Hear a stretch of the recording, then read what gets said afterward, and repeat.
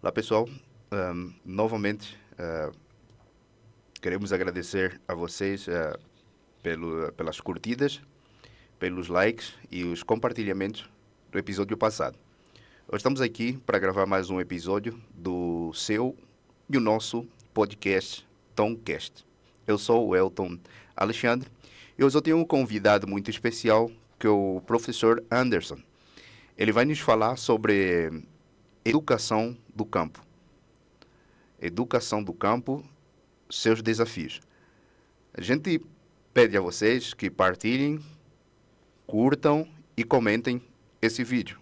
Não temos patrocinador e o crescimento desse podcast depende totalmente de vocês compartilharem, de vocês curtirem e comentarem para que o nosso canal possa crescer. Professor Anderson, bom dia Muito bom dia. e seja muito bem-vindo. Muito obrigado. Fique à vontade, à vontade mesmo. Sobre a educação do campo que a gente vai falar hoje, mas antes a gente gostaria de conhecer o professor, né? Quem é? Conta-nos um pouco da sua história e sua trajetória aqui, para nós lhe conhecer melhor. Perfeitamente. Eu agradeço muito por estar aqui, pelo convite, para falarmos aqui um pouco sobre a educação do campo. E eu acho que a educação do campo tem muito a ver com a minha história de vida, com a minha visão de sociedade e sobre ela que eu vou falar aqui um pouco agora, né? Eu sou de Salvador, na Bahia, e estou aqui em Formosa há aproximadamente 9 anos, né, no total. Sou professor aqui do Instituto Federal de Goiás.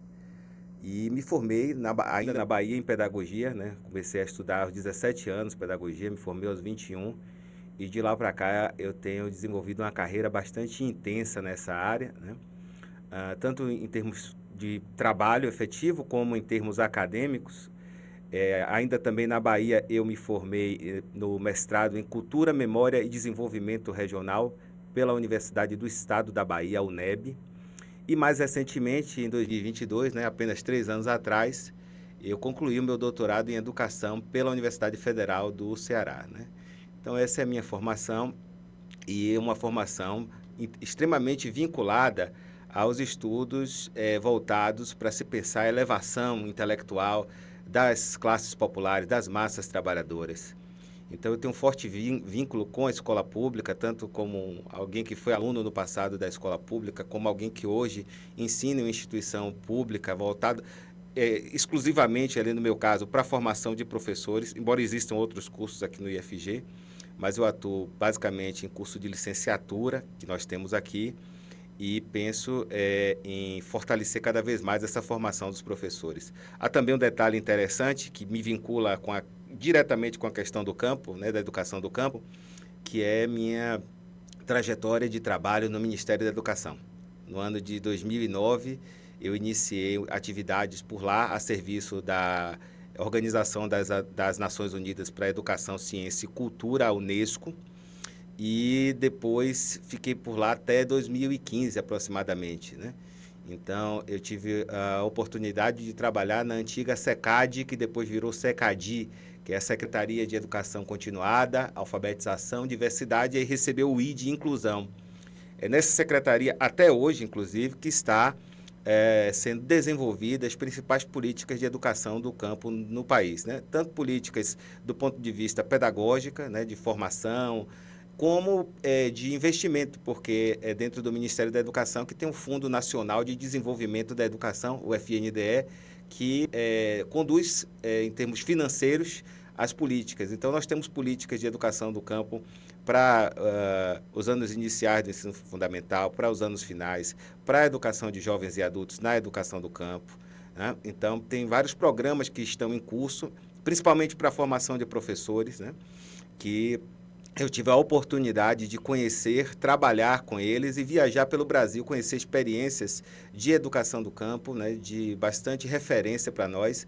Eu só posso dizer que nós temos muito a aprender aqui no meio urbano com o que tem sido desenvolvido graças aos esforços dos trabalhadores e trabalhadoras do campo que desejaram o desenvolvimento educacional para si. E hoje existe uma pedagogia bem consolidada, né, uma pedagogia da terra, né, que foi desenvolvida pelos movimentos sociais que representam esses sujeitos do campo.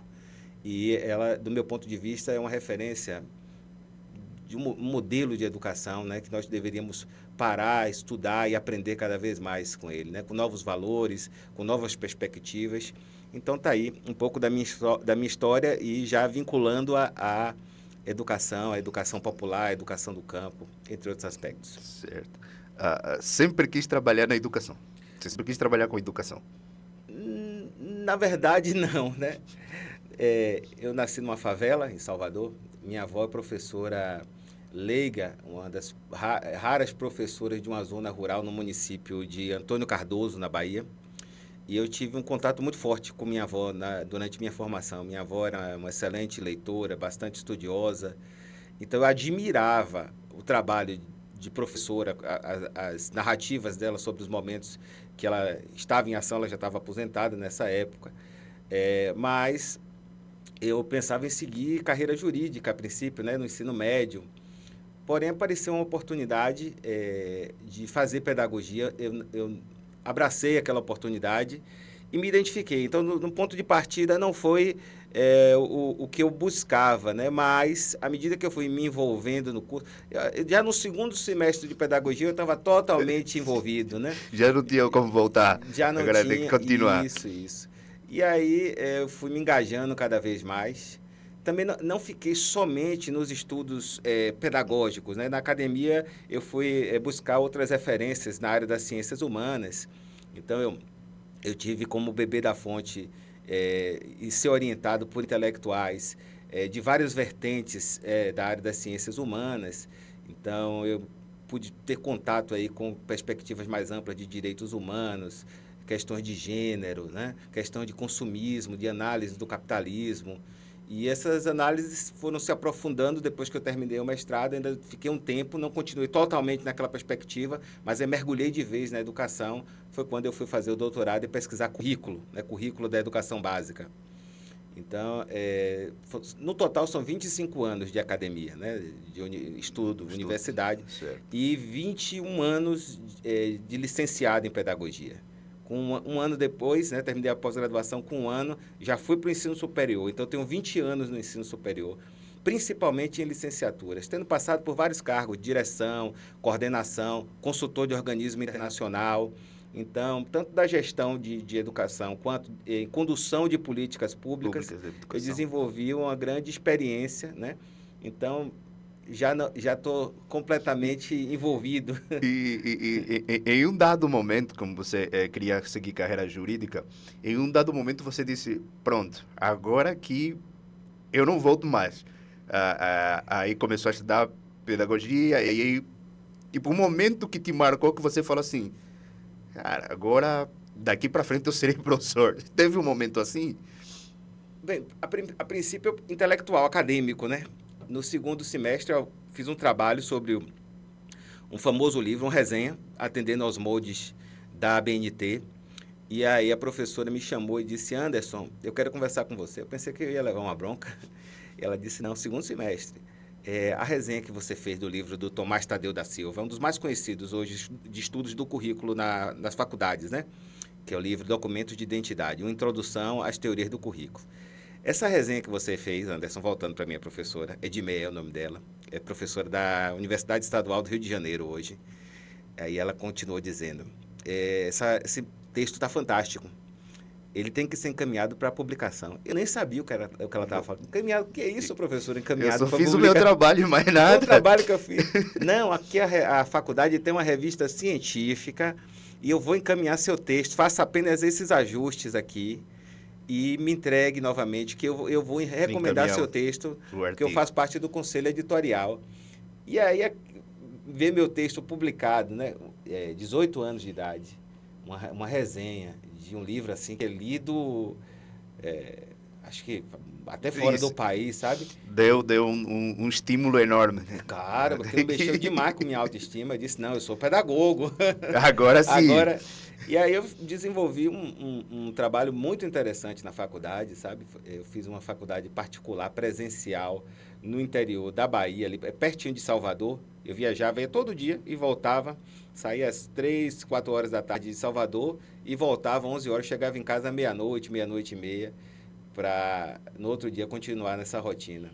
Mas foi um curso brilhante, muito bem organizado, né?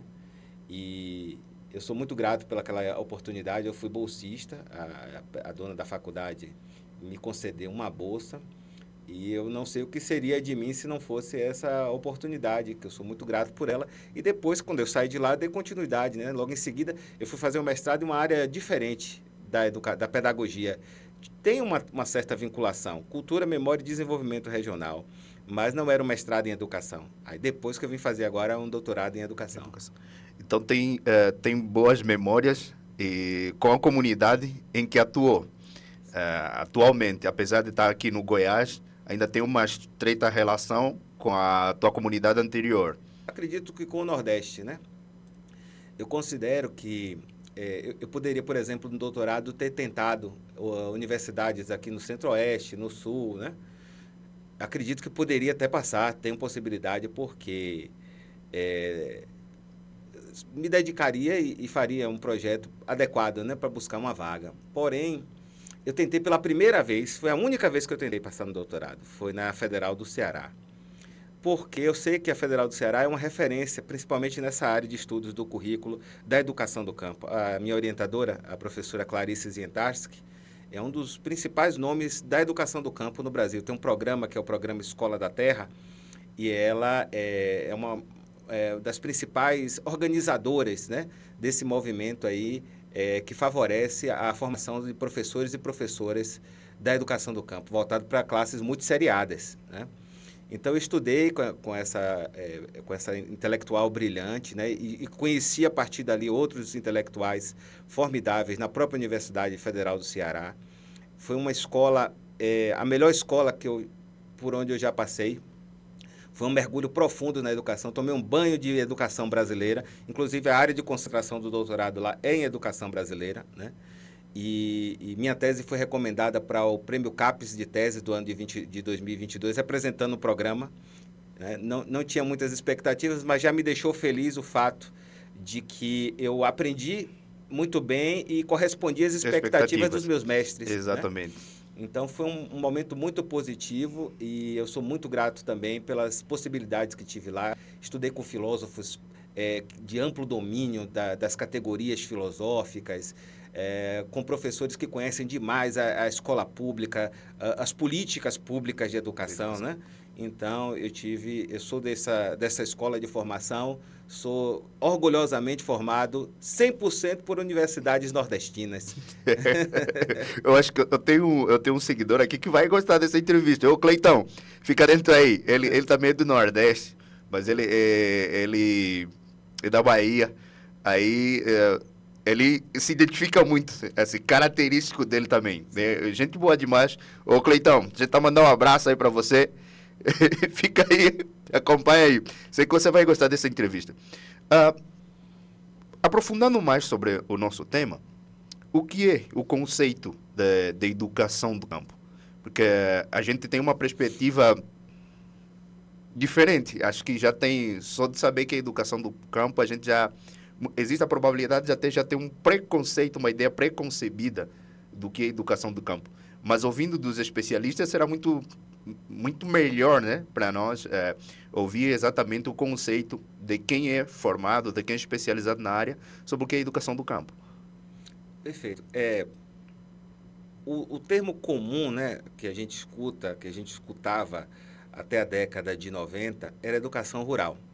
Inclusive, a nossa Carta Magna da Educação, a Lei de Diretrizes e Bases da Educação Nacional, ela coloca a educação rural como uma das modalidades de educação do Brasil, né? Modalidade como educação profissional, como educação à distância. Então, do ponto de vista da lei, o termo utilizado, né, inicialmente é educação rural. Então, a educação do campo,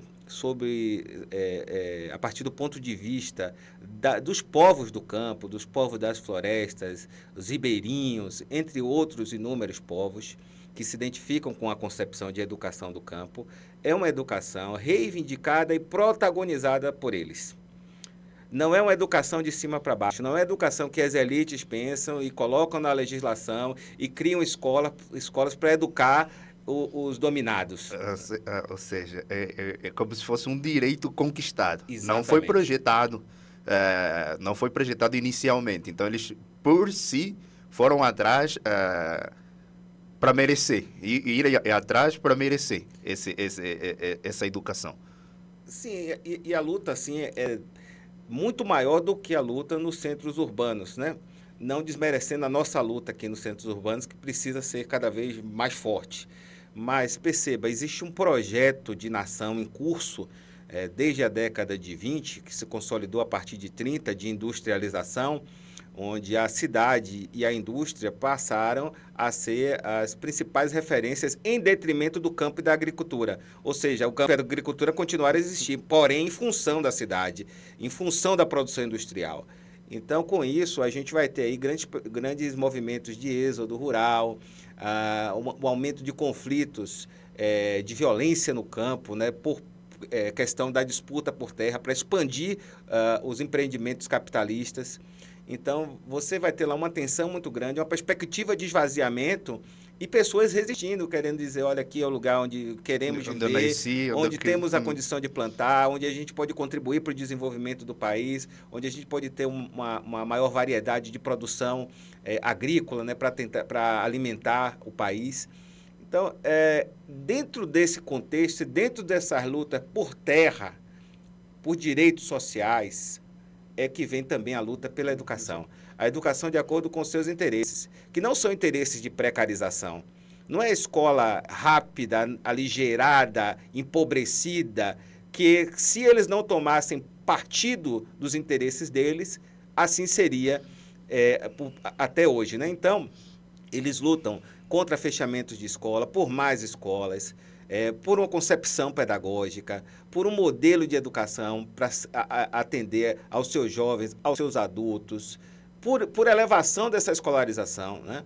E eles vão conseguir uma vitória imensa, né, os movimentos sociais do campo, em um governo que era altamente repressor, que era perseguidor de movimento social, que foi o governo Fernando Henrique Cardoso, em 1997, né? O Fernando Henrique vai criar um Ministério Extraordinário para Questões Agrárias para atender as demandas do sem terra. E dentro desse ministério, o que é que vai ser criado? O Programa Nacional de Educação na Reforma Agrária, o PRONERA. Então, um país assim, eivado de contradições, as elites extremamente beneficiadas por um governo que lhes representava e após assim convulsões sociais muito fortes devido a massacres em anos anteriores. Se você for aqui na história recente do Brasil, existem marcas nefastas dessa violência. Você vai ter ali o massacre de Corumbá, em Rondônia, esqueci aqui o nome, me desculpe. E você vai ter Eldorado dos Carajás, em 1996, né? 19 pessoas, no dia 17 de abril, foram assassinadas pela polícia militar do Pará, né? E isso gerou uma comoção muito grande. Aí, em 97, teve uma marcha, 3 colunas de diferentes lugares do Brasil, do MST, eles saíram para poder se encontrar aqui no entorno de Brasília. O governo achava que não ia dar em nada, que não ia ter repercussão nenhuma. Mas aí o que aconteceu? Eles foram ganhando uma adesão muito ampla, a mídia foi acompanhando e ocorreu um encontro de 100 mil pessoas na Marcha pela Reforma Agrária em 1997.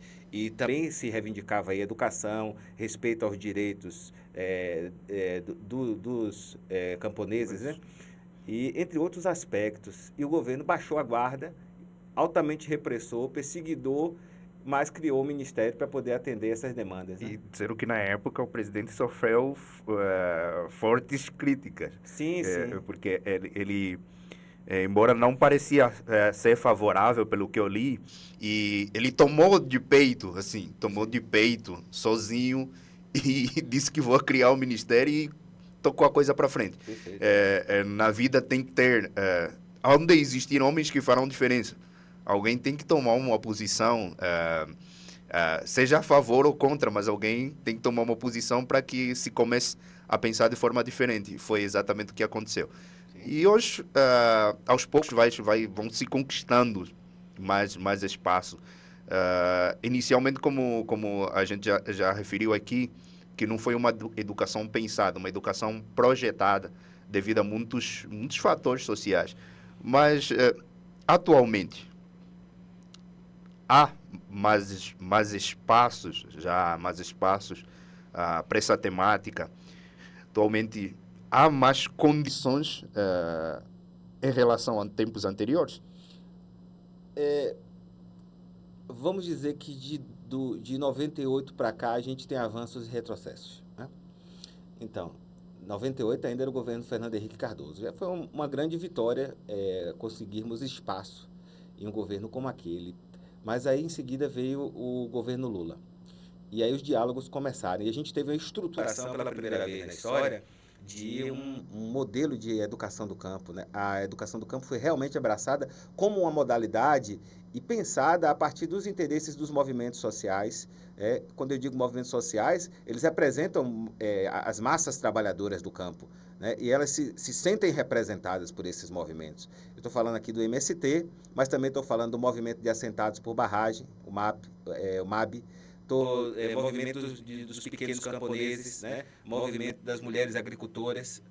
Então são vários movimentos sociais. O MST não é o único, mas é o principal na defesa, nos estudos e na luta pela educação do campo, né? Se a gente tem a Universidade Federal de Pelotas hoje cogitando criar o primeiro programa de medicina na modalidade da pedagogia da alternância, baseada na escola do campo. Exatamente, para atender a formação de médicos do campo, né? Fizeram uma experiência com medicina veterinária, agora querem avançar com a medicina humana, apesar de algumas resistências, né? Então, retomando aqui a questão dos avanços, né? Você vai ter ali em 2002 a criação das diretrizes operacionais da educação do campo. Ou seja, eu quero te dizer que as políticas foram estruturadas entre 2002 e 2010, né? Houve mais espaço. Ainda assim, eu entendo que é pouco. A gente devia ter mais vagas, a gente devia ter mais formação de professores, mas se estruturou e se organizou orçamentariamente, né, a política. Então, você tinha as diretrizes possibilitaram a implementação de programas, como o programa Escola Ativa na época, que foi substituído agora pelo programa Escola da Terra, né, mais recentemente.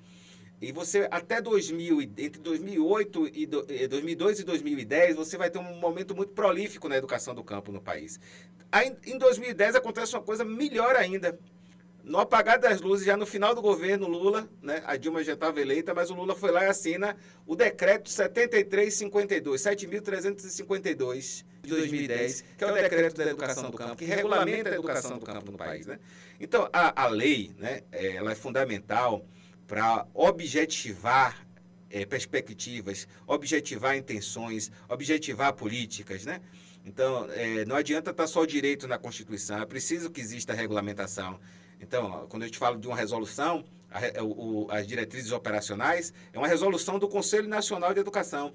É o Conselho Nacional de Educação reconhecendo os direitos dos povos do campo que estão organizados em luta para poder determinar e favorecer suas perspectivas de organização, como, por exemplo, de organização de calendários alternativos de acordo com a colheita, né, com os ciclos diversos, né? A organização em pedagogia da alternância. Então, por pressão popular, o Conselho Nacional de Educação regulamentou, criou as diretrizes, o que permite organizar o orçamento para poder cumprir o que está garantido na lei, né? E, da mesma forma, em 2010, o decreto. Só para finalizar, o decreto deu mais fôlego ainda, e logo no início do governo Dilma, eu trabalhei no Ministério durante quase todo o governo Dilma, né? Do final de 2009, ainda peguei o final do governo Lula e fui até 2015. Então você vai ter ali no governo Dilma a estruturação já no primeiro ano, por causa do decreto que o Lula assinou, do Programa Nacional de Educação do Campo, o PRONACAMPO. Você tem o PRONERA, dentro do Ministério do Desenvolvimento Agrário, aquele que inicialmente foi criado por Fernando Henrique, né? Que tornou-se mais à frente do governo Lula, MDA, Ministério do Desenvolvimento Agrário. Estou te falando que agora é dentro do MEC, e com uma política para além dos assentamentos e acampamentos. Se bem que o PRONERA atende basicamente a assentados, certo? Então, aqui no MEC, você vai ter acampados sendo atendidos, você vai ter uma concepção aí de educação itinerante, que foi aprendida ou foi materializada a partir dos esforços do MST. Você vai ter a mudança do programa Escola Nova, né, que era um modelo bem... que não atendia, que veio de cima para baixo, que o movimento social, os movimentos sociais como um todo eram indignados com a Escola Nova. E eu vi essa transição, essa mudança no interior do Ministério da Educação, né? Você vai ter política de infraestrutura, você vai ter política para comprar barco, para comprar ônibus, né? Dentro do Pronacampo existiam vários eixos. Aí o município, que tinha escolas do campo, assinava a adesão, né, pelo Plano de Ações Articuladas, o PAR, e aí ele tinham critérios para serem atendidos e os municípios contemplados recebiam recursos para construção de escola, né? Então você teve esse desenho e aí você me fala, como é que você avalia? Eu avalio um tempo muito nebuloso depois de 2016, depois do impeachment da presidenta Dilma, né? Então, com o golpe de 2016... Não existe interesse na elevação intelectual dos trabalhadores urbanos, quanto mais do campo. O campo tem um projeto para o campo, que é o projeto do agro, né? Então, foi um momento de muita resistência, de 2016 para cá, de pouco ou nenhum diálogo, né? De perseguição. E não que estejamos diante da salvação da lavoura, porque você tem ali dentro do governo Lula uma tentativa de concertação, de conciliação entre forças que são inconciliáveis, né? Os donos do agronegócio, os grandes latifundiários, e você tem a pressão do movimento popular. O principal destaque é que hoje a gente tem uma possibilidade de diálogo, sem truculência, né? Você tem um ministro da Educação que atende os movimentos sociais. Você tem um presidente que atende os movimentos sociais. Então tem diálogo. Com diálogo é possível se lutar democraticamente pela educação. Mas com o orçamento pífio que a gente está tendo para a educação, né?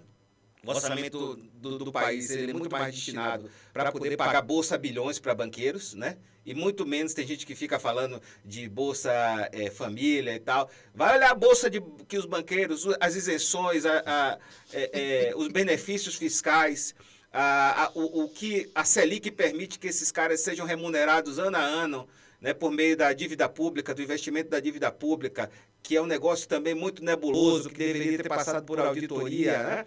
Então a gente produz a riqueza desse país e a gente, quando vai lutar por ela, ainda falam que a gente está querendo esmola. Não, a gente quer o Estado que é interessante, que é importante para as elites, por isso as elites estão lá disputando esse Estado, estão lá trabalhando dentro desse Estado, estão recebendo vários benefícios, e são benefícios milionários, bilionários.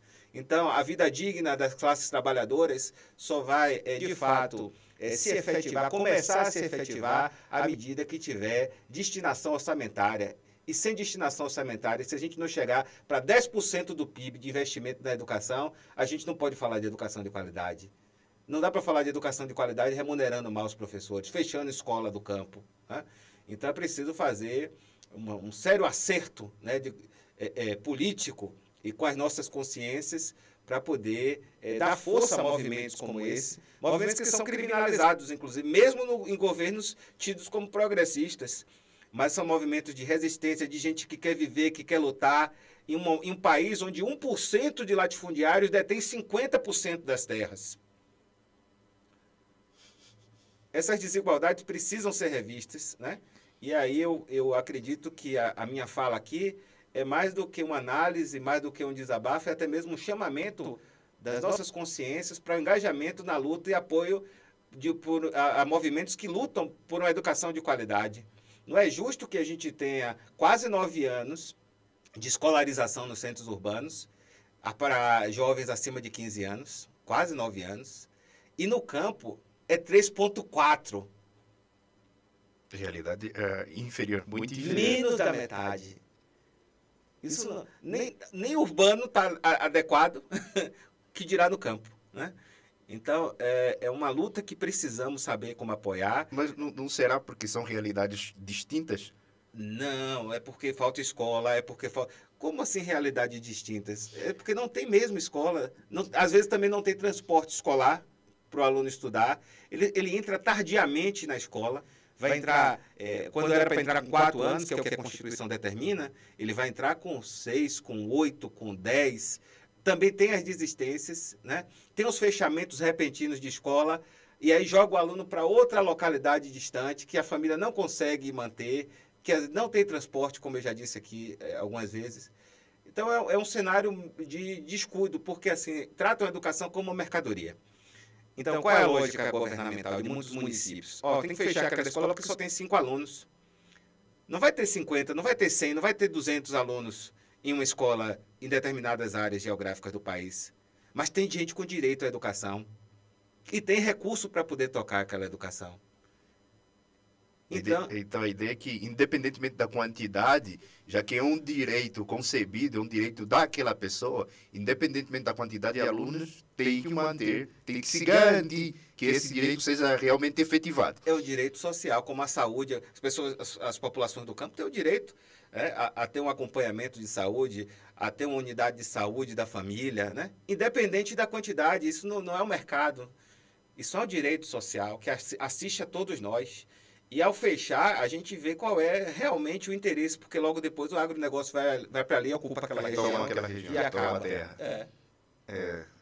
Essas são, então, dificuldades, né? São muitas dificuldades que a educação do campo hoje enfrenta.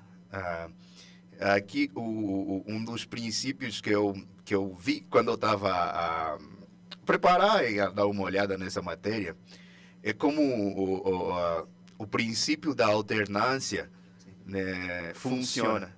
Eu gostaria de obter mais esclarecimento de como funciona nessas questões de escola do campo, outrora chamada de escola rural. Sim, sim. Saber. Eu acho interessante sua pergunta nesse momento, porque a gente já pode entrar em uma outra perspectiva da nossa fala. A gente falou muito aqui de questões estruturais, né, da existência de escola, desse direito, mas também tem a questão do pensamento pedagógico, né? Se você tiver um pensamento pedagógico que as elites dominantes querem para o campo, ele é um pensamento limitado de reprodução de competências, não é a mesma educação que é destinada para os filhos das elites, né? Progressão. Vai manter eles naquele ciclo. Exato. Na verdade, no campo seria, então, o retrocesso do retrocesso, porque não é para ter gente demais ali, tem que estimular o êxodo, né? Para poder liberar espaço para produção. Exatamente, né? Então, você na educação do campo tem toda uma luta para a construção de concepções e práticas pedagógicas verdadeiramente autênticas. Não são elas inéditas, né? Quais são as referências? As referências de todo o movimento, de toda a tendência histórica que envolveu a organização popular de trabalhadores e trabalhadoras. Então, quais são as referências objetivas aqui? A pedagogia socialista, né? A pedagogia socialista que foi praticada na União Soviética, naquilo que corresponderia ao Ministério da Educação, só que lá o movimento era de baixo para cima. Você tinha os conselhos, e aí o que orientava esse setor executivo e vinha da parte de baixo. Era o povo, exatamente. Então, você vai ter ali o trabalho de Pistrak, Lunacharsky, você vai ter também da Krupskaya, e o MST vai estudar com os seus educadores e educadoras populares, esses teóricos, esse trabalho, e além, por exemplo, da pedagogia da alternância, eles vão ter ali um trabalho com a organização por complexos, que foi uma concepção desenvolvida e aplicada na União Soviética a partir de Pistrak, né? Além disso, eles vão estudar outras concepções progressistas, como a concepção freiriana, e mais recentemente, vamos dizer assim, acho que acompanhou por muito tempo, desde o início, mas agora é uma teoria mais premente, que é a concepção pedagógica histórico-crítica, a pedagogia histórico-crítica, que foi criada pelo professor Demerval Saviani aqui no Brasil, e a concepção teórica que eu me identifico, embora eu tenha respeito e dialogue com outras tendências progressistas também, né? Mas qual é o objetivo dessa concepção, dessas concepções, desses estudos? Nivelar por cima. Uma educação de qualidade para os povos do campo, né? Então, essas concepções elas são incorporadas nos projetos pedagógicos das instituições que desenvolvem essas práticas.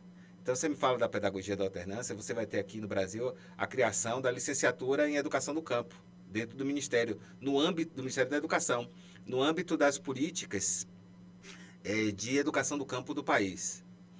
E aí você vai ter formação de professores por área do conhecimento, então, linguagens e suas tecnologias, né? Matemática, suas tecnologias, ciências da natureza, suas tecnologias, ciências humanas e sociais e suas tecnologias, através da pedagogia da alternância, e também pensando na concepção do desenvolvimento de trabalhos com os complexos de estudo de PSTRAC, que é uma coisa pouquíssimo estudada aqui no Brasil, infelizmente, mas é uma teoria muito completa e da prática, que funcionou e que contribuiu para elevar intelectualmente massas que viviam em situação de analfabetismo ou de baixa escolaridade logo depois da Revolução Russa.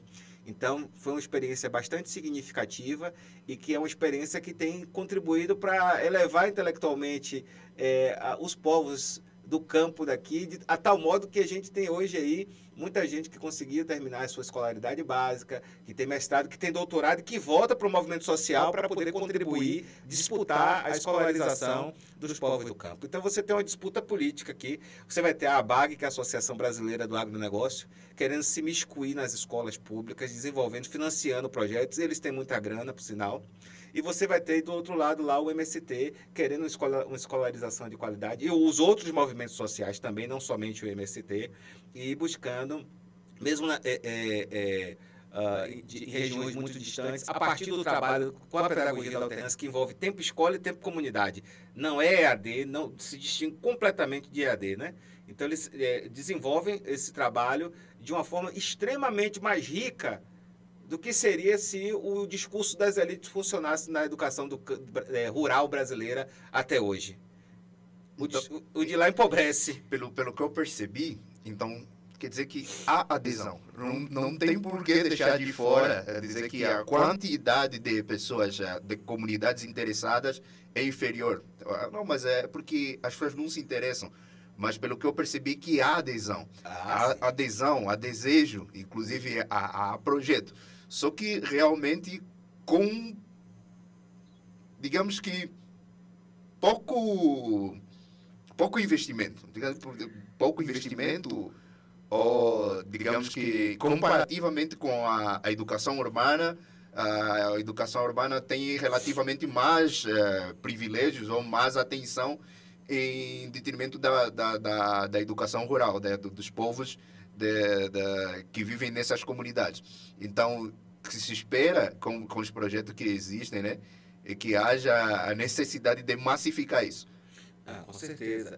Às vezes existem até instituições que têm condições de atender as populações do campo, que está numa área que atende, que poderia formar professores do campo, que poderia formar técnicos de nível médio do campo, que poderia atender a educação de jovens e adultos dos povos do campo, como aqui o próprio Instituto Federal de Goiás, né? Não estou dizendo que é somente aqui o IFG, mas vários outros locais, e que não existe conhecimento sobre a questão político-pedagógica da educação do campo. Às vezes as pessoas não pensam por não conhecer. Já existem vários cursos de graduação inserindo a disciplina educação do campo para formar professores, né? Eu não passei por isso, a minha geração de professores não discutia essas questões. Então, essas questões elas podem ser discutidas. Eu entendo também que, ao não tratar desse assunto, ao não se abrir para essa possibilidade, nós, professores, eu me incluo aqui, né, porque eu faço parte de uma instituição de ensino, nós, professores, deixamos de aprender a trabalhar com a pedagogia da alternância, que poderia, inclusive, atender ao público urbano. Hoje já se expandiu sobre isso. Nós tivemos agora, recentemente, no dia 8 de abril de 2025, a aprovação de uma novíssima resolução do Conselho Nacional de Educação, da Educação de Jovens e Adultos, da EJA. E nessa resolução está lá cravada a importância de se trabalhar com a pedagogia da alternância, inclusive determinando os registros do tempo comunidade. Porque assim, o aluno ele passa um determinado tempo, já vi pedagogia da alternância, de instituições que trabalham com a pedagogia da alternância, que o estudante ele fica 7 dias em regime de internato e 7 dias no tempo comunidade, né? Então ele vem para a escola, lá tem a República Estudantil, tem todo o ambiente. E tem uma coisa interessante também nesse movimento, né, que se aprendeu, né? Mesmo onde não está o movimento social do campo, onde não é área de assentamento, que envolve às vezes assentados, mas também pessoas que não são do MST, né?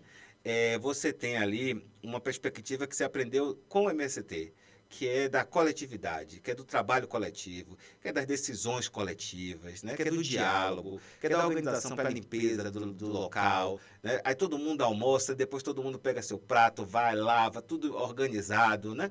Uma preparação para uma vida coletiva, coisa que a gente não vê nas escolas hoje, né? Aqui urbanas. Então, se você vai conhecer, né, essas experiências da pedagogia da alternância, é encantador como as relações são mais desenvolvidas, né? Como há um certo refinamento no tratamento entre os indivíduos, como há uma preocupação de ninguém explorar o trabalho do outro. E cuidar dos outros. Exatamente. Eu me lembro muito de uma frase de Gramsci, né? Ele fala do mamífero de luxo, né? Eu acredito que a educação deve estar a serviço para não formar o mamífero de luxo, mas ensinar a cada um que cada um tem que ser responsável pela produção da sua existência sem explorar o trabalho alheio. E é bem isso que tem sido feito nessas formações, né? Tanto na educação básica, como na educação de jovens e adultos, como no ensino superior, na formação de professores. Então, a pedagogia da alternância possibilita que venham pessoas de diferentes lugares. Se a gente tivesse aqui no IFG, poderíamos atender até público de Alto Paraíso, de São João da Aliança, de Flores, sabe? Poderia ser final de semana, como é em algumas instituições, e assim vários outros institutos federais pelo Brasil, quando estão em áreas rurais, assim, eles dão esse atendimento, eles têm cursos, têm licenciatura em educação do campo, tem curso na área agrícola voltada, né, de agroecologia, já vi técnico em agroecologia lá no Paraná, na pedagogia da alternância, né, em Instituto Federal. Então, quando eu estive no Ministério da Educação, foi muito rico conhecer essas experiências e ficou em mim um desejo de que mais professores que têm condições de implementar essas políticas nas suas instituições públicas, como é o nosso caso aqui no IFG, conheçam melhor e pensem, né, em reformular seus projetos de curso ou abrir turmas específicas para atender professores na educação básica, na graduação e também na pós-graduação. Por que não fazer um curso de especialização em pedagogia da alternância? Um mestrado, um doutorado, né? Então as pessoas estudam e tudo que elas vão fazer no tempo comunidade é regido por instrumentos de registro e acompanhado pelo corpo docente. Ou seja, a gente tem que ir lá acompanhar o estudante na comunidade dele. Digamos, ele aprende uma técnica num curso de agroecologia, ele socializa para a comunidade com o suporte do professor, com a visita da equipe pedagógica. E assim vai reproduzindo o conhecimento. É de uma riqueza inestimável. Exatamente. Notou que eu sou apaixonado pela educação do campo, né? Exatamente. Não, mas curiosamente, essa seria a minha próxima pergunta. Qual a experiência que já lhe marcou? Assim, envolvendo a educação do campo, assim, uma experiência que marcou muito. A das LEDOCs, né, que eu mencionei, assim, da formação de professores. Você vai ter lá na Bahia, com o trabalho da professora Celi Tafarel. Também não posso deixar de destacar o lindíssimo trabalho que é feito no Ceará pela professora Clarice, né? Professora Clarice, que eu tive essa honra de ser orientando dela de doutorado, que me formou, né? E eu pude conhecer, acompanhar em um determinado período, até mesmo contribuir com algumas turmas, né? Na formação, sendo professor na especialização em pedagogia, educação do campo e pedagogia histórico-crítica, era o título da especialização. Então, o trabalho com os professores do campo, né, e você apresentar novas perspectivas, você vê o interesse, você vê o desejo de se apropriar do conhecimento teórico para poder desenvolver uma prática cada vez mais preocupada com a elevação intelectual dos seus estudantes, né? Então, eu trabalhei com professor, eu estou te falando de professores de classes multisseriadas.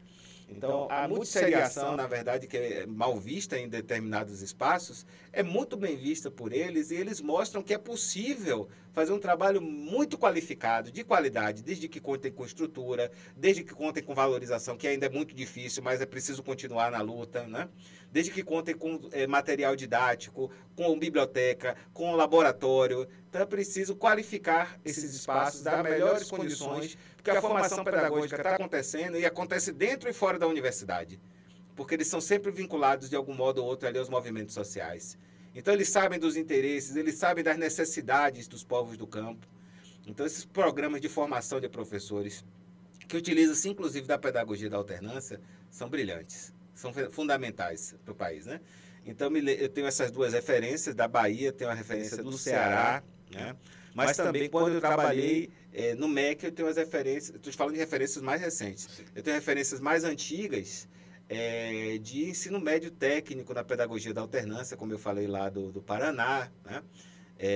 Você também tem um belíssimo trabalho do Instituto Federal lá do Pará, em Castanhal, né? Também na pedagogia da alternância. O campus é todo estruturado com residência estudantil, né?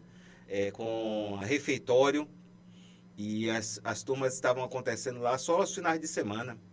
E vinha gente de barco de muito longe. Encontrei um aluno que ele disse que costumava percorrer 7 horas para chegar lá, né? Tinha que pegar um barco e depois pegar um ônibus numa cidade circunvizinha para poder chegar lá. Não, chegar até o local do transporte que todos eles se encontram para poder ir para Castanhal. Sacrifício. Sim. É necessário que haja condições, né? Que se coloque condições disponíveis para atender às necessidades dessas comunidades. Aí fica difícil, que a gente precisa construir uma sociedade e evidentemente tem que investir na formação do homem. E se a gente espera desenvolver, né, a gente tem que desenvolver a questão da educação. Então, tem que andar, tem que fazer esse percurso todo para ter uma educação. É difícil dizer que é difícil, mas coragem, coragem para essa pessoa é um sacrifício enorme. Um sacrifício enorme. Bom que a quem de direito,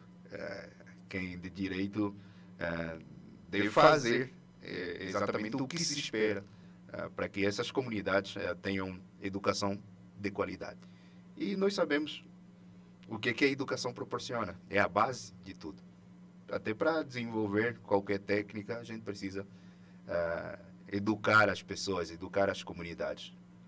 Mas vamos fazer voto de que quem de direito fará respeitar a luta dessas pessoas por uma educação de qualidade.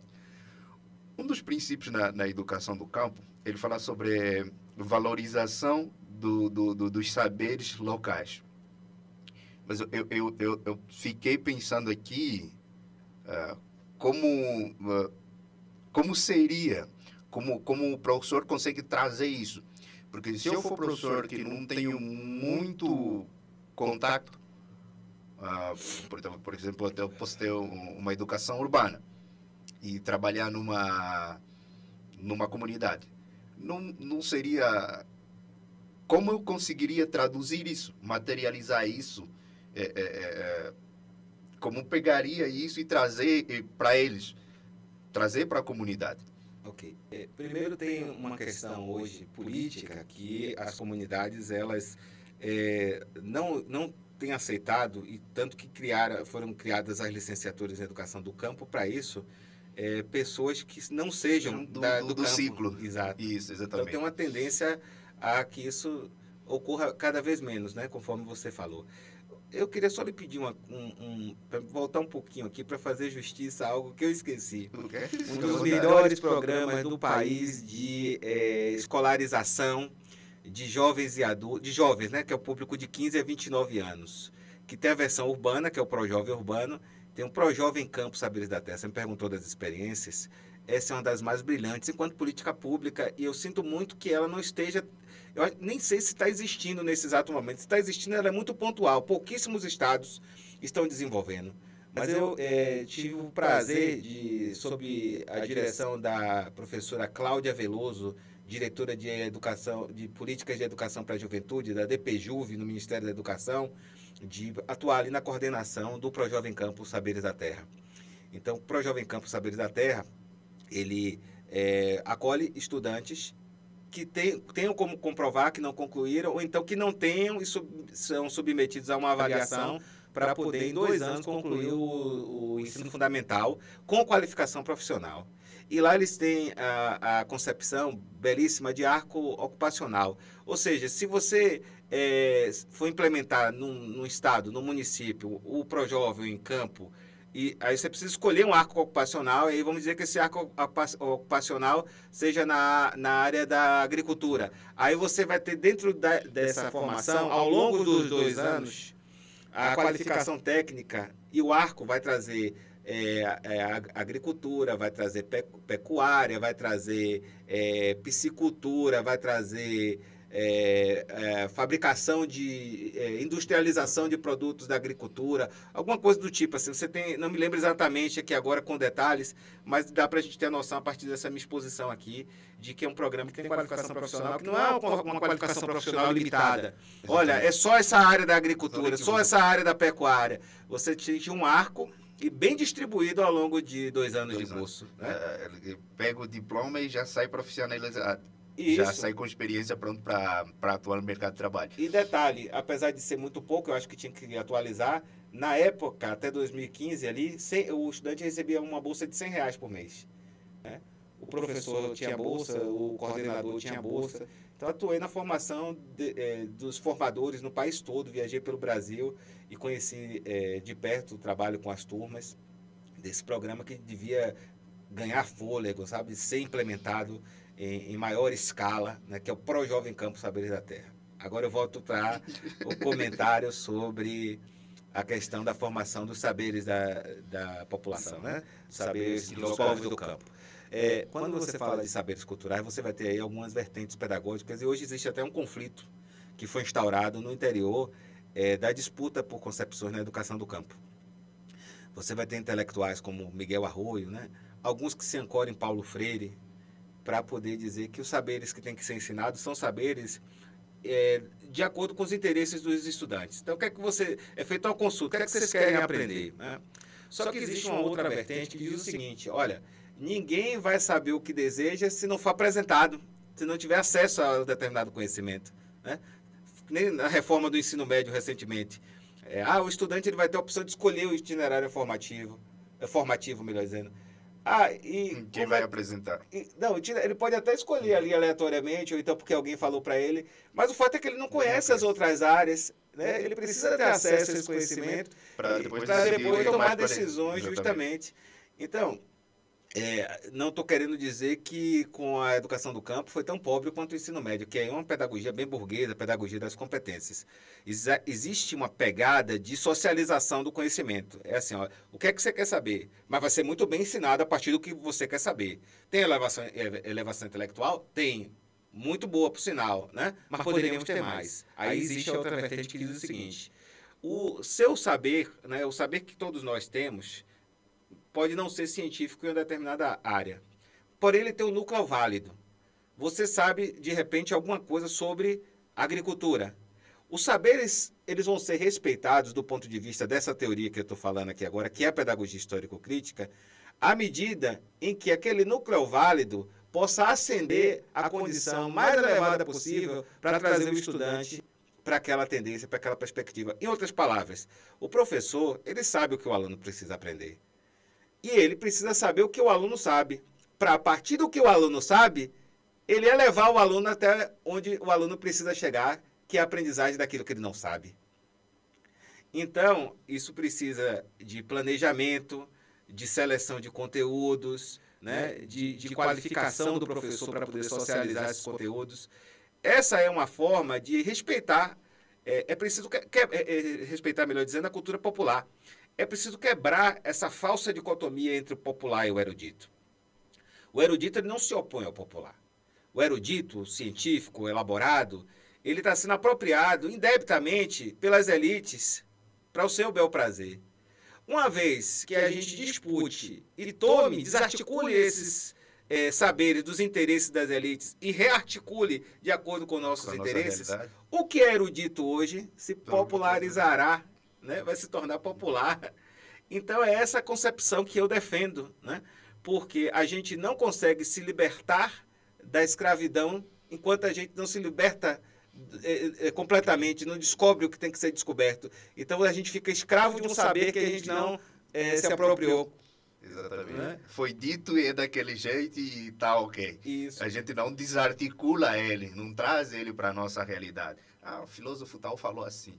Essa frase deve ser absolutamente verdadeira. Sim, Quando na realidade ela podia ser desconstruída. claro. Então é isso que se traz aqui na questão da educação da comunidade. Me permita, só para ficar assim, bem organizada a ideia, eu vou citar aqui um aforismo que é do professor Demerval Saviani, da Pedagogia Histórico-Crítica, que para mim é um lema de vida, que o dominador não se livra da dominação enquanto não dominar aquilo que o dominador domina. O dominado, desculpa, repetindo. Isso. O dominado não se liberta da dominação enquanto não dominar aquilo que o dominador domina. Então, a gente precisa defender a articulação com os saberes populares, tendo em vista a necessidade de dominar o que o dominador domina. Atingir o conhecimento que se precisa da gente, assim, estaria numa questão de equilíbrio, Sim, sim. estaria na dependência intelectual. Mas, só que, fora desse nosso, fora do contexto aqui, são um parênteses, mas só que ultimamente tem se notado que nas escolas o conceito tem sido esse, que alguém diz alguma coisa e o resto não pode discutir mais nada. Ultimamente tem sido assim, porque tirou-se o senso crítico dos alunos em escolas, tirou-se o senso crítico do aluno, tirou-se aquele espaço em que o professor trazia conhecimento e os alunos abordavam, questionavam. Mas hoje esse senso crítico, penso eu que está a se perder. Penso eu que está a se perder porque polarizaram alguns conceitos dentro das instituições de ensino e que você, por abordar um tema, por questionar, você será encarado de forma diferente. Então, isso provavelmente cai naquele conceito. Se nós não tivermos esse senso crítico, então não vamos dominar aquilo que o dominador domina. A gente vai acabar sempre aceitando e aceitando e aceitando. Mas enfim, agora vamos voltar aqui. Era só um assunto, porque eu tenho avaliado algumas questões. Pronto. Uma das perguntas que eu escolhi aqui... a gente falou sobre os avanços, falou sobre retrocesso, mas o que você mais gostaria de ver melhorar na educação do campo? Primeiro, eu entendo que nós, educadores e educadoras, precisamos ser mais unidos, né? Eu diria aquela frase do Manifesto do Partido Comunista que todo mundo conhece, né? Trabalhadores do mundo, univos. Jamais professores e professoras brasileiros, univos. Especialmente os professores das escolas públicas. A gente precisa ter mais solidariedade, mais respeito, mais valorização do trabalho do outro, aprender a trabalhar junto com o outro, a aceitar, respeitar diferenças, a dialogar detalhes, a saber que podem existir divergências intelectuais, mas isso não deve ser motivo para que o outro seja atropelado, excluído, banalizado, né? As elites sabem se organizar muito bem, elas sabem fundar as organizações delas, elas sabem ter instituições que colocam dinheiro e conseguem tudo que eles querem. A gente tem um exemplo hoje aqui no Brasil do Todos pela Educação, que é a representação do empresariado se intrometendo na educação das massas populares e com grande força.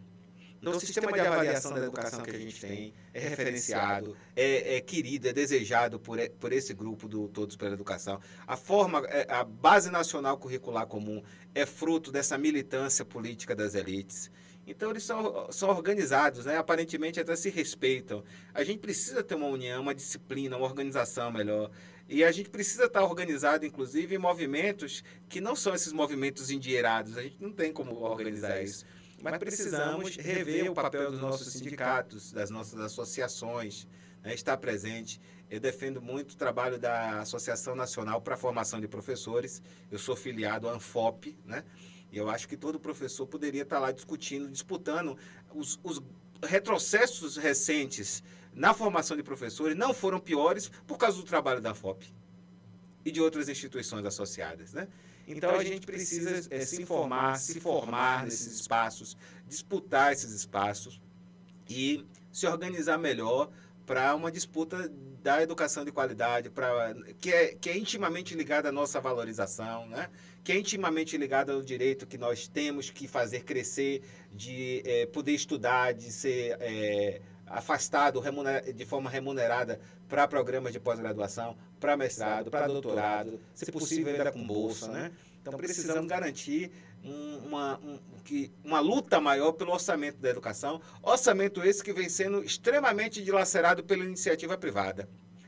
Eu gostaria de ver nesse país a iniciativa privada bater no peito assim, dizer, olha, a gente se mantém com o nosso próprio dinheiro, mas não faz isso.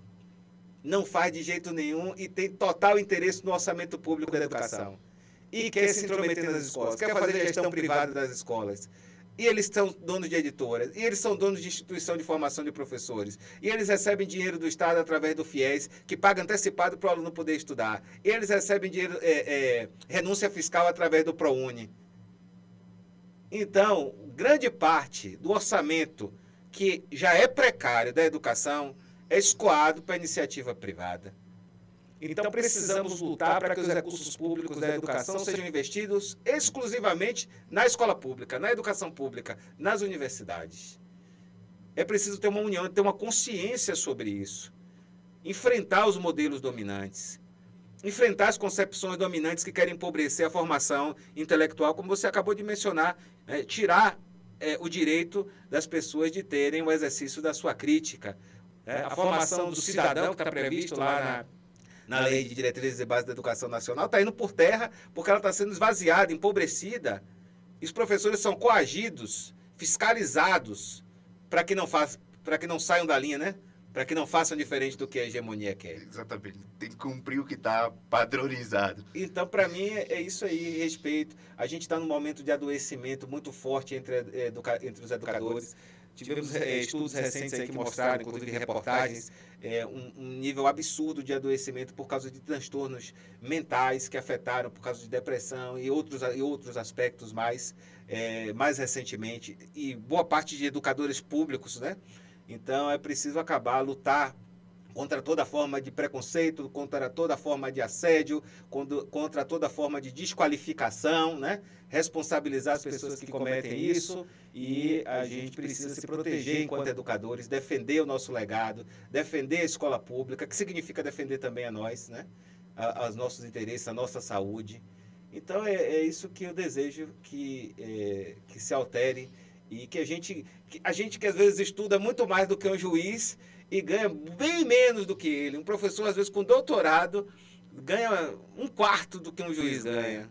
Não é possível um negócio desse. A gente precisa de uma valorização, né? Nossas escolas precisam de biblioteca, de recursos tecnológicos. A gente está na era digital, então os melhores recursos devem estar na escola, acessíveis para a gente, para trabalhar com as inteligências artificiais, para trabalhar com equipamentos diversos. Então, a gente só vai conseguir elevar, de fato, a qualidade da educação pública, a excelência da educação pública, cuidando desses detalhes que são fundamentais. Certo. Dos pontos que tocou em relação ao alto índice de professores com doenças emocionais, no caso, dados indicam que o número aumentou de forma, digamos, de forma trágica, né? E acho que já está na hora de, se possível, pensar em ter um departamento próprio, né? Que se crie um órgão para atender demandas, ou o próprio Ministério criar alguma coisa que já que não há valorização do sentido financeiro, porque a pessoa podia tirar dos seus próprios meios para atender a sua situação, mas já que não tem, digamos que seja um compensatório, né? Em função da tarefa que está a desenvolver, e existe a possibilidade dessa pessoa desenvolver uma doença, ter um departamento que cuide. Será que existe?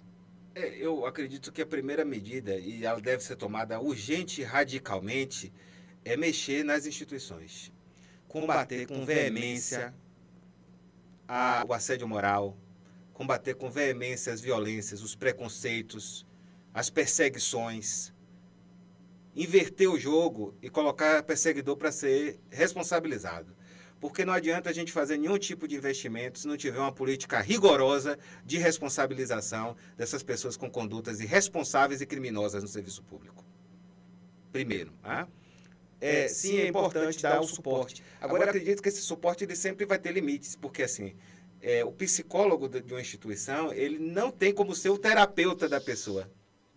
Eu acho que a gente tem que podemos ter uma parceria melhor, consolidar o trabalho do SUS, por exemplo, e podemos encaminhar os professores para esse tipo de atendimento. Exatamente, né? Se desejarem pelo SUS, né?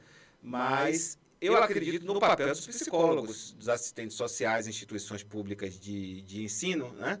No sentido de mapear, de identificar pontos que podem ser problemáticos, pontos ligados à violência que podem afetar o professor, a professora.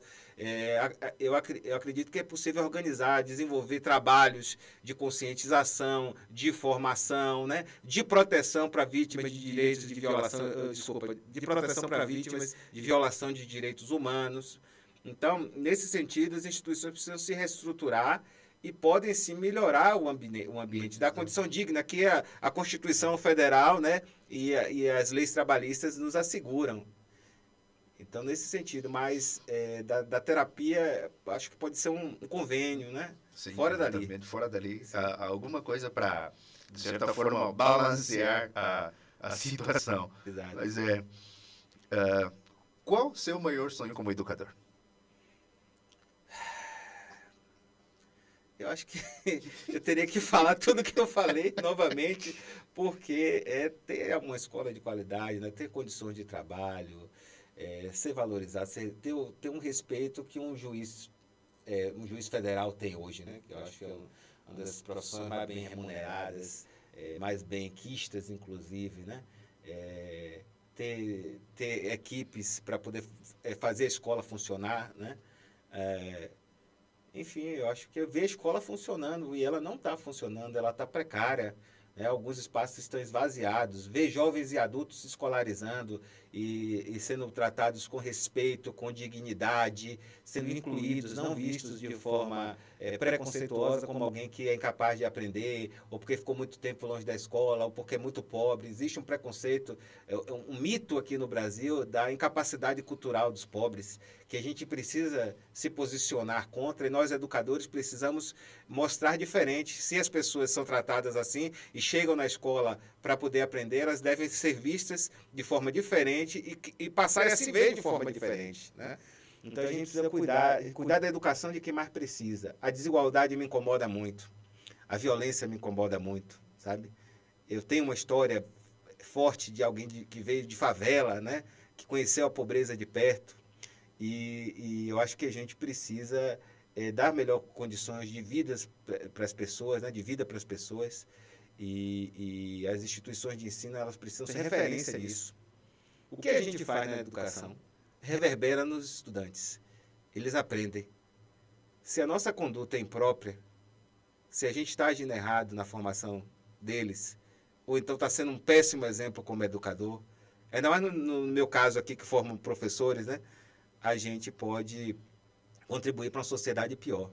Então, eu preciso ainda ter o sonho. Eu sei que não vamos ter uma transformação radical da sociedade por causa da ganância capitalista, né? Mas eu acredito que a gente pode desenvolver melhores relações. Como eu citei, as relações que são ensinadas. Isso tem que ser ensinado na escola. A escola está ensinando há anos competitividade, agressividade, violência. As pessoas, às vezes, ligam no automático a competitividade porque aprenderam, foram a vida toda assim. Isso foi reforçado em suas casas.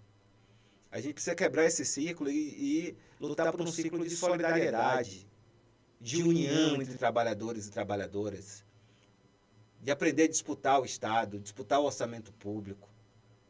Então, perdemos o conceito daquilo que é o social. Sim. Agora partimos para o princípio do individualismo, né?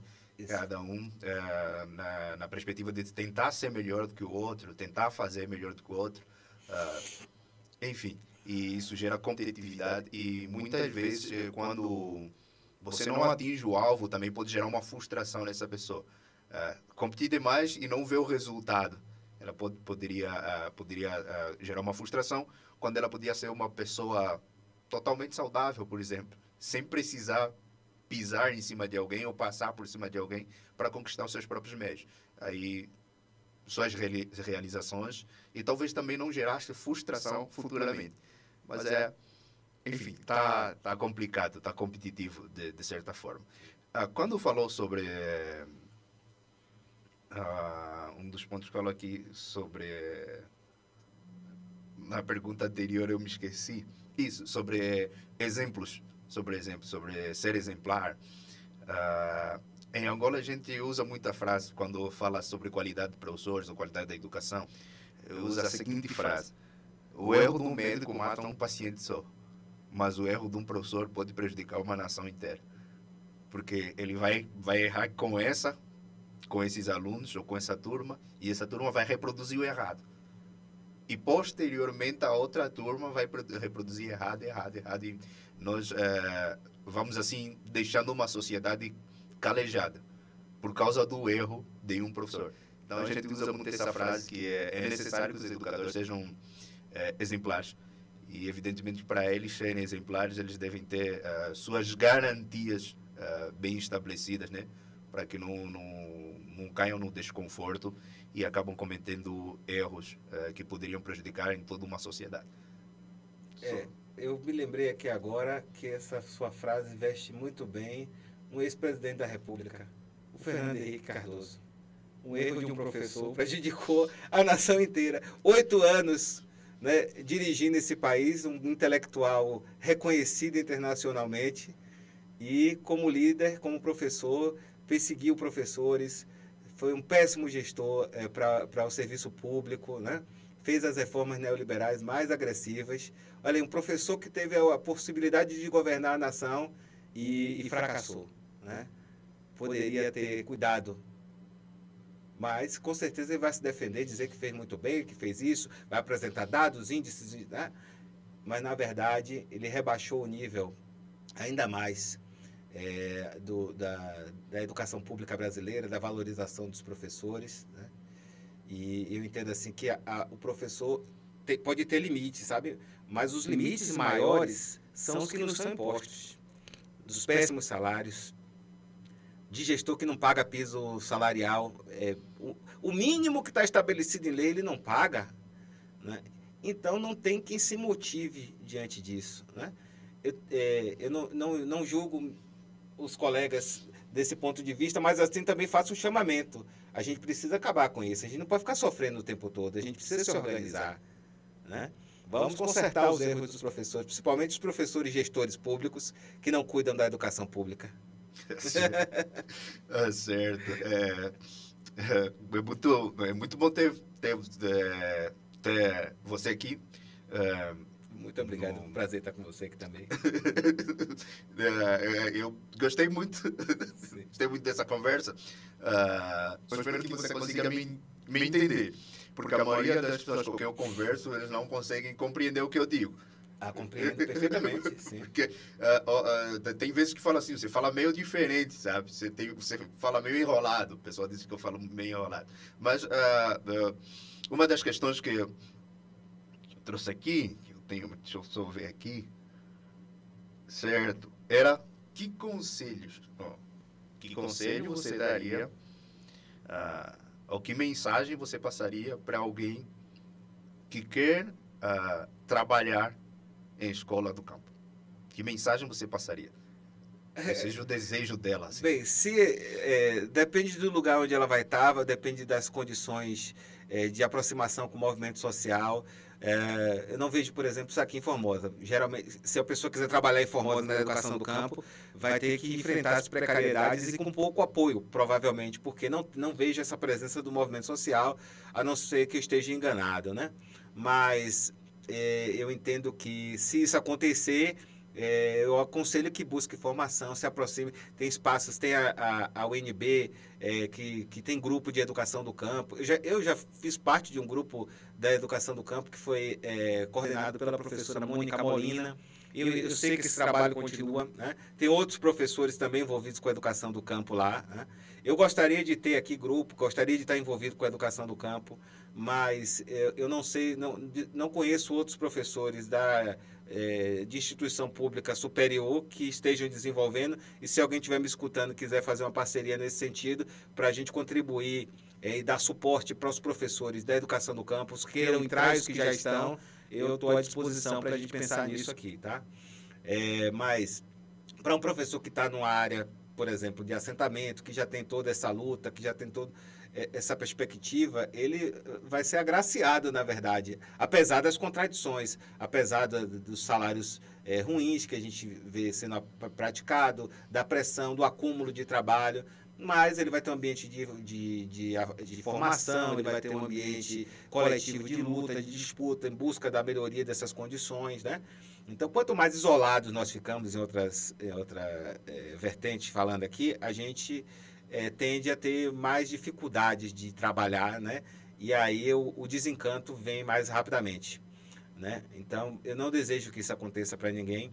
Eu acho que quando a gente está junto, quando a gente está articulado, quando a gente luta pela educação, a gente consegue suportar as dores que nos são impostas.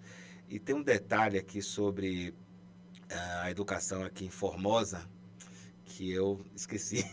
Fica à vontade, fica à vontade. Não, eu estava falando, eu queria lembrar sobre quando alguém entra para o magistério. Ah, sim, lembrei.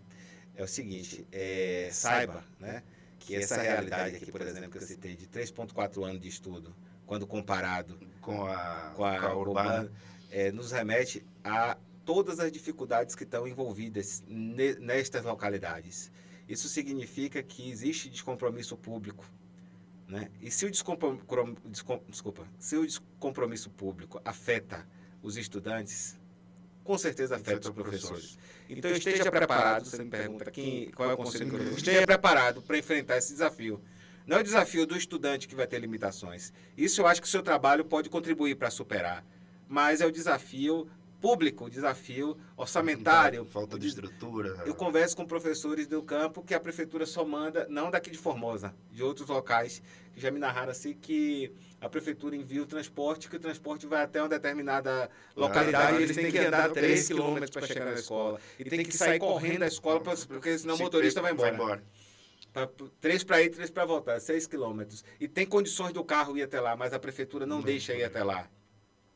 Então, enfrentar perseguições, né? Desmotivador. Sim. Desmotivador. Escola do campo, em alguns lugares onde eu já estive, lá no Nordeste, lá na Bahia, fazendo algumas falas, já relataram situações que os professores que não eram benquistos, porque mudou o prefeito, porque apoiou o anterior, eles eram jogados para as escolas mais distantes para perseguir. Já que não votou por mim, então vou dificultar o processo. Mas só de saber que essa perseguição é ruim, até porque o professor está prestando um serviço. E o professor está fazendo isso em prol de um bem maior. Porque se não capacitarmos as comunidades, se não capacitarmos as pessoas, nós sabemos que o aparelho funcionativo das administrações não vai desenrolar. Porque essas pessoas aqui que os professores estão formando é que vão atender a demanda da prefeitura, a demanda da comunidade, a demanda do Estado em si, de um modo geral. Então, há que se colocar, já que essas pessoas estão prestando esse trabalho, há que se colocar condições suficientes para que as pessoas prestem o seu trabalho com maior qualidade, né? Porque a pessoa tem vontade para fazer 6 quilômetros. Imagine um dia, tem que somar isso pela semana, tem que somar isso por mês, somar isso por um ano. É complicado, mas tem que colocar os meios à disposição para que a pessoa possa prestar um trabalho de qualidade. E aí ficaria assim, a gente não pode julgar pelo trabalho mal prestado se você não dá condição para a pessoa desenvolver o trabalho com qualidade. Mas factos são factos e a gente não pode negar, isso acontece. E ainda tem um fato do adoecimento, né? Um ambiente desse é muito difícil você ter manter sua saúde mental incólume. E a física também. Vai junto também. Junto. Vai junto. É. Mas a mental é a primeira que afeta ali no ambiente. Não dá para trabalhar assim. Não dá. Não dá. Desse jeito não dá. Mas acontece. É aquilo que falou anteriormente, são as perseguições. Sim. São as graus de dificuldade. Bom, chegamos ao fim da nossa conversa. É isso. Gostei mesmo. Igualmente. A conversa muito animada. O prazer é todo nosso aqui. Assim, dizer que espero que não seja a última conversa que a gente tenha, porque se tiver a oportunidade de a gente ter um outro tema e a gente poder conversar, as portas estão sempre abertas, como diz lá na minha terra. As portas estão abertas, talvez seja um outro tema, com mais alguém acompanhado, não tem problema. Pode sentir à vontade para a gente ir desenvolvendo outros temas que, de certa forma, eu acho que são benéficos.